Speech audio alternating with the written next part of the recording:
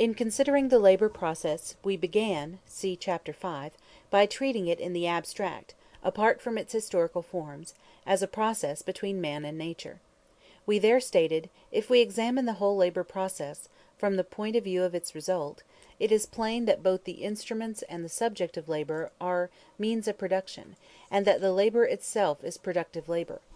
And in Note 2, same page, we further added, this method of determining, from the standpoint of the labor process alone, what is productive labor, is by no means directly applicable to the case of the capitalist process of production. We now proceed to the further development of this subject.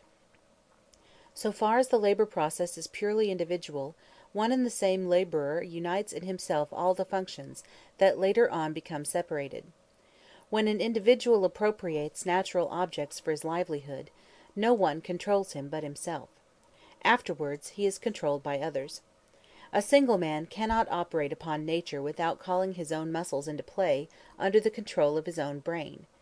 As in the natural body head and hand wait upon each other, so the labor process unites the labor of the hand with that of the head.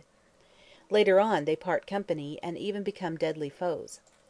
The product ceases to be the direct product of the individual and becomes a social product, produced in common by a collective laborer, i.e., by a combination of workmen, each of whom takes only a part, greater or less, in the manipulation of the subject of their labor.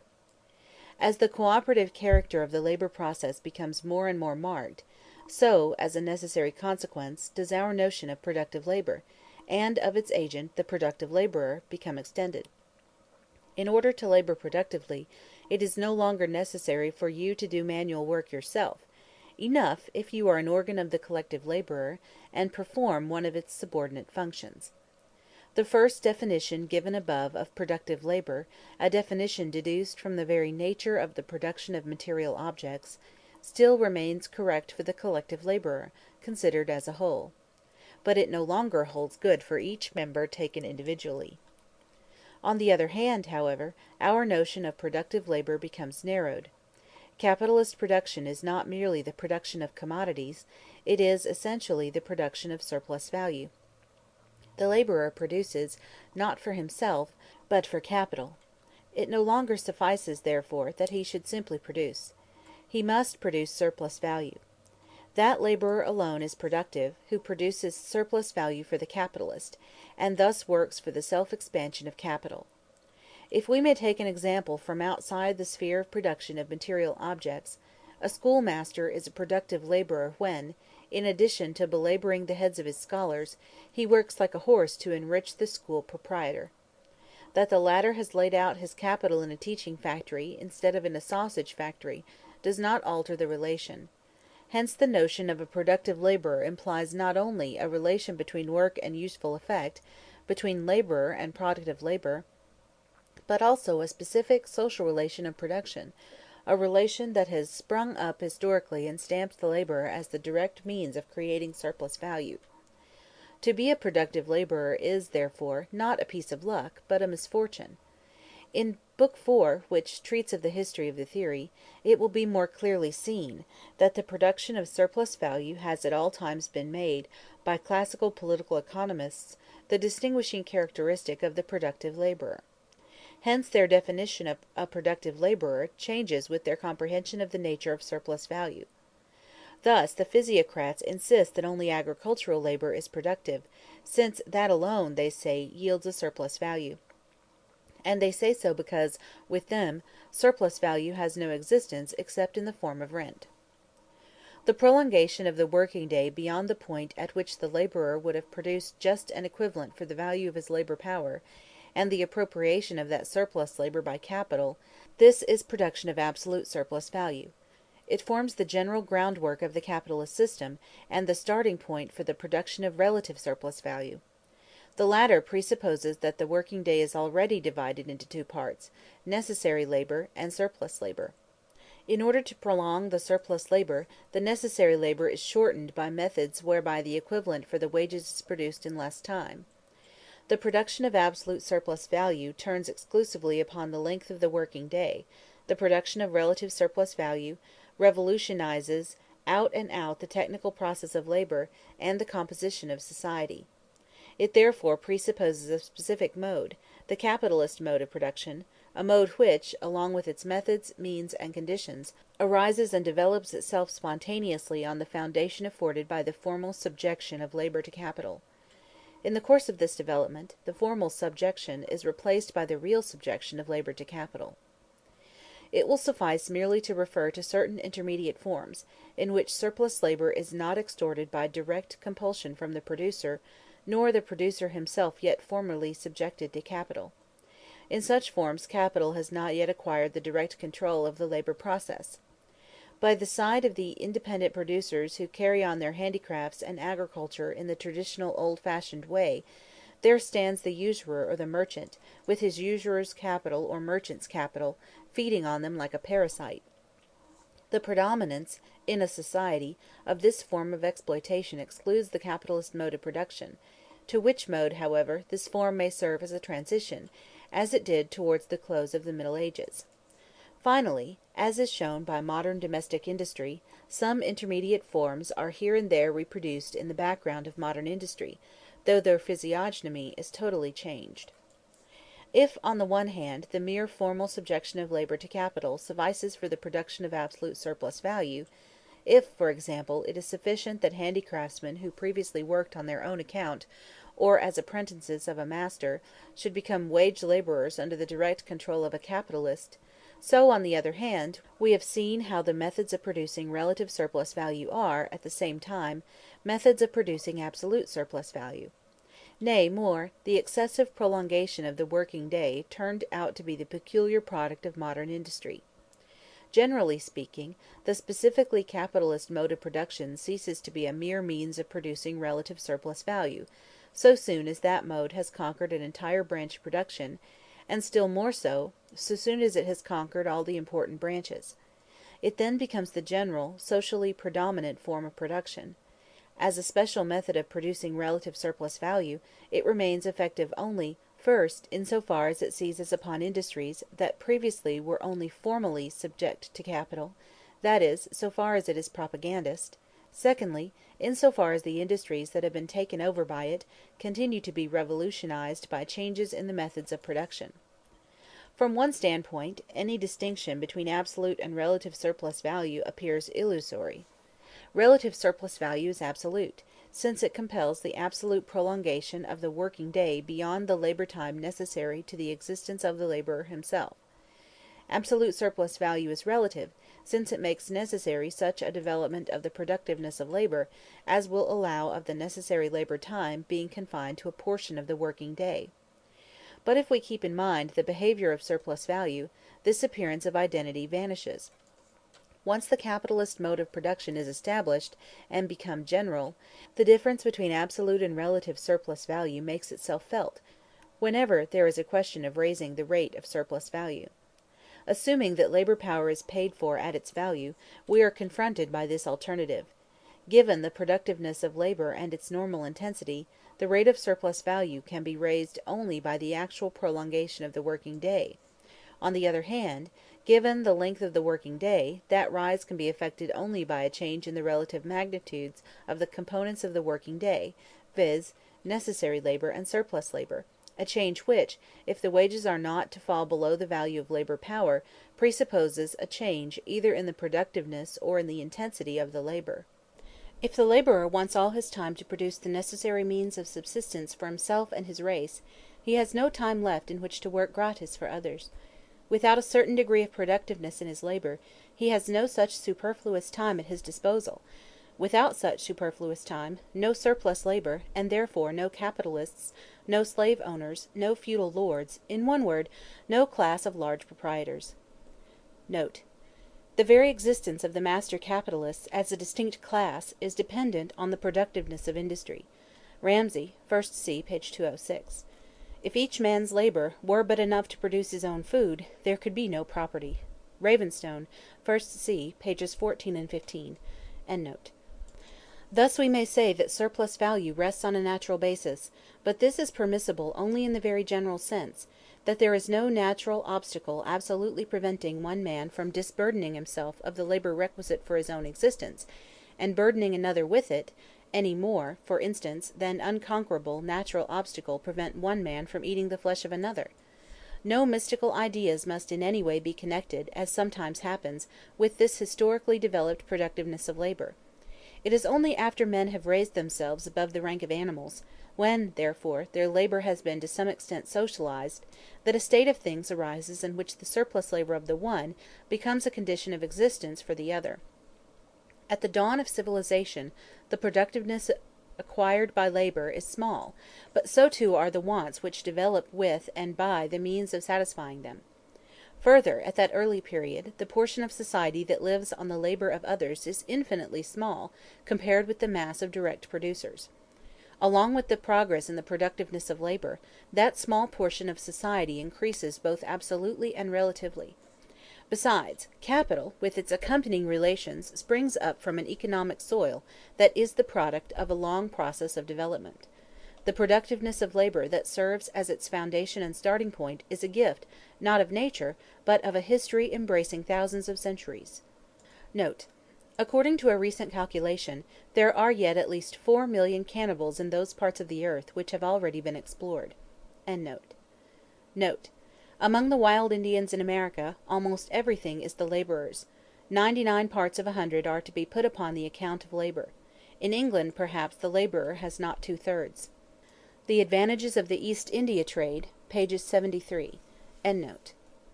Apart from the degree of development, greater or less, in the form of social production, the productiveness of labor is fettered by physical conditions. These are all referable to the constitution of man himself, race, etc., and to surrounding nature. The external physical conditions fall into two great economic classes: 1. Natural wealth in means of subsistence, i.e., a fruitful soil, waters teeming with fish, etc., and 2.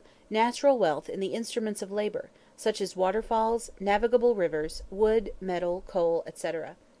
At the dawn of civilization, it is the first class that turns the scale; at a higher stage of development, it is the second. Compare, for example, England with India, or in ancient times, Athens and Corinth with the shores of the Black Sea. The fewer the number of natural wants imperatively calling for satisfaction, and the greater the natural fertility of the soil and the favorableness of the climate, so much less is the labor time necessary for the maintenance and reproduction of the producer. So much greater, therefore, can be the excess of his labors for others over his labor for himself. Diodorus long ago remarked this in relation to the ancient Egyptians. It is altogether incredible how little trouble and expense the bringing up of their children causes them. They cook for them the first simple food at hand; they also give them the lower part of the papyrus stem to eat, so far as it can be roasted in the fire, and the roots and stalks of marsh plants, some raw, some boiled and roasted. Most of the children go without shoes and unclothed, for the air is so mild. Hence a child, until he is grown up, costs his parents not more, on the whole, than 20 drachmas. It is this, chiefly, which explains why the population of Egypt is so numerous, and therefore why so many great works can be undertaken. Note: for Diodorus, 1st C. 80. Nevertheless, the grand structures of ancient Egypt are less due to the extent of its population than to the large proportion of it that was freely disposable. Just as the individual laborer can do more surplus labor in proportion as his necessary labor time is less, so with regard to the working population. The smaller the part of it which is required for the production of the necessary means of subsistence, so much the greater is the part that can be set to do other work. Capitalist production once assumed, then, that all other circumstances remaining the same, and given the length of the working day, the quantity of surplus labor will vary with the physical conditions of labor, especially with the fertility of the soil. But it by no means follows from this that the most fruitful soil is the most fitted for the growth of the capitalist mode of production. This mode is based on the domination of man over nature. Where nature is too lavish, she keeps him in hand like a child in leading strings. She does not impose upon him any necessity to develop himself. It is not the tropics, with their luxuriant vegetation, but the temperate zone, that is the mother country of capital. It is not the mere fertility of the soil, but the differentiation of the soil, the variety of its natural products, the changes of the seasons, which form the physical basis for the social division of labor, and which, by changes in the natural surroundings, spur man on to the multiplication of his wants, his capabilities, his means and modes of labor. It is the necessity of bringing a natural force under the control of society, of economizing, of appropriating or subduing it on a large scale by the work of man's hand, that first plays the decisive part in the history of industry. Examples are the irrigation works in Egypt, Lombardy, Holland, or in India and Persia, where irrigation by means of artificial canals not only supplies the soil with the water indispensable to it, but also carries down to it, in the shape of sediment from the hills, mineral fertilizers. The secret of the flourishing state of industry in Spain and Sicily under the dominion of the Arabs lay in their irrigation works. Note: the first natural wealth, as it is most noble and advantageous, so doth it make the people careless, proud, and given to all excesses; whereas the second enforces vigilancy, literature, arts, and policy. England's treasure by foreign trade; or, the balance of our foreign trade is the rule of our treasure. Written by Thomas Munn of London, merchant, and now published for the common good by his son John Munn, London, 1669, pp. 181 and 182. Nor can I conceive a greater curse upon a body of people than to be thrown upon a spot of land, where the productions for subsistence and food were, in great measure, spontaneous, and the climate required or admitted little care for raiment and covering. There may be an extreme on the other side. A soil incapable of produce by labor is quite as bad as a soil that produces plentifully without any labor. An inquiry into the present high price of provisions, London, 1767, p. 10. Note: the necessity for predicting the rise and fall of the Nile created Egyptian astronomy, and with it the dominion of the priests, as directors of agriculture. The solstice is the moment of the year when the Nile begins to rise, and it is the moment the Egyptians have had to watch for with the greatest attention. It was the evolution of the tropical year which they had to establish firmly, so as to conduct their agricultural operations in accordance with it. They therefore had to search the heavens for a visible sign of the solstice's return. Cuvier, Discours sur la Révolution du Globe, Édition Hofer, Paris, 1863, page 141.] Note: one of the material bases of the power of the state over the small disconnected producing organisms in India was the regulation of the water supply. The Mohammedan rulers of India understood this better than their English successors. It is enough to recall to mind the famine of 1866, which cost the lives of more than 1,000,000 Hindus in the district of Orissa in the Bengal Presidency. Favorable natural conditions alone give us only the possibility, never the reality, of surplus labor, nor consequently of surplus value and a surplus product. The result of difference in the natural conditions of labor is this, that the same quantity of labor satisfies, in different countries, a different mass of requirements; consequently, that under circumstances in other respects analogous, the necessary labor time is different. These conditions affect surplus labor only as natural limits, i.e., by fixing the points at which labor, for others, can begin. In proportion as industry advances, these natural limits recede. In the midst of our West European society, where the laborer purchases the right to work for his own livelihood only by paying for it in surplus labor, the idea easily takes root that it is an inherent quality of human labor to furnish a surplus product. But consider, for example, an inhabitant of the eastern islands of the Asiatic archipelago, where sago grows wild in the forests. Note: there are no two countries which furnish an equal number of the necessaries of life in equal plenty and with the same quantity of labor. Men's wants increase or diminish with the severity or temperateness of the climate they live in; consequently, the proportion of trade which the inhabitants of different countries are obliged to carry on, through necessity, cannot be the same; nor is it practicable to ascertain the degree of variation farther than by the degrees of heat and cold; from whence one may make this general conclusion, that the quantity of labor required for a certain number of people is greatest in cold climates, and least in hot ones; for in the former men not only want more clothes, but the earth more cultivating than in the latter. An Essay governing the Causes of the Natural Rate of Interest, London, 1750, p. 60. The author of this epoch-making anonymous work is J. Massey. Hume took his theory of interest from it. Note: Chaque travail doit. This appears also to be part of the droit et devoir du citoyen. Laissez un excédent. All labor must leave a surplus. Proudhon. End note. When the inhabitants have convinced themselves, by boring a hole in the tree, that the pith is ripe, the trunk is cut down and divided into several pieces; the pith is extracted, mixed with water, and filtered; it is then quite fit for use as sago. One tree commonly yields 300 pounds, and occasionally 500 to 600 pounds. There, then, people go into the forests, and cut bread for themselves, just as with us they cut firewood. Note: F. Schrew, Die Erde des Pflanzen und der Mensch. Edition Leipzig, 1854, page 148. End note. Suppose, now, such an Eastern bread cutter requires 12 working hours a week for the satisfaction of all his wants. Nature's direct gift to him is plenty of leisure time.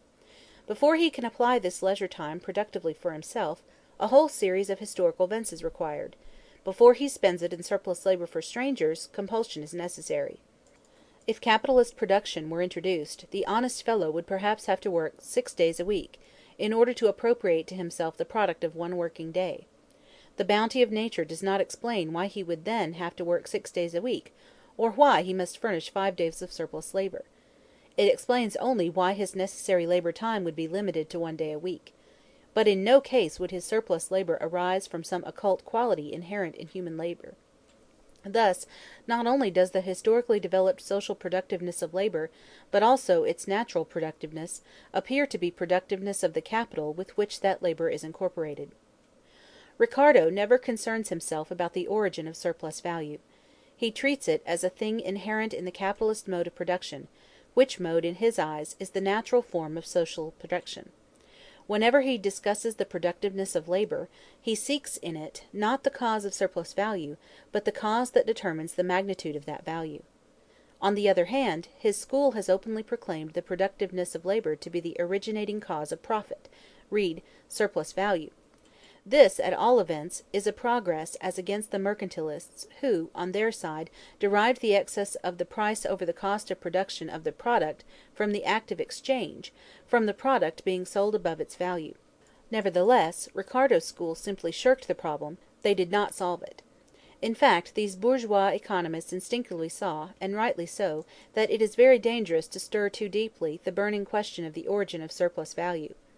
But what are we to think of John Stuart Mill, who half a century after Ricardo solemnly claims superiority over the mercantilists by clumsily repeating the wretched evasions of Ricardo's earliest vulgarizers? Mill says, "The cause of profit is that labor produces more than is required for its support." So far, nothing but the old story, but Mill, wishing to add something of his own, proceeds. To vary the form of the theorem, the reason why capital yields a profit is because food, clothing, materials, and tools last longer than the time which was required to produce them. Here confounds the duration of labor time with the duration of its products. According to this view, a baker whose product lasts only a day could never extract from his work people the same profit as a machine maker whose products endure for 20 years and more. Of course, it is very true that if a bird's nest did not last longer than the time it takes in building, birds would have to do without nests. This fundamental truth once established, Mill establishes his own superiority over the mercantilists. We thus see, he proceeds, that profit arises not from the incident of exchange, but from the productive power of labor, and the general profit of the country is always what the productive power of labor makes it, whether any exchange takes place or not.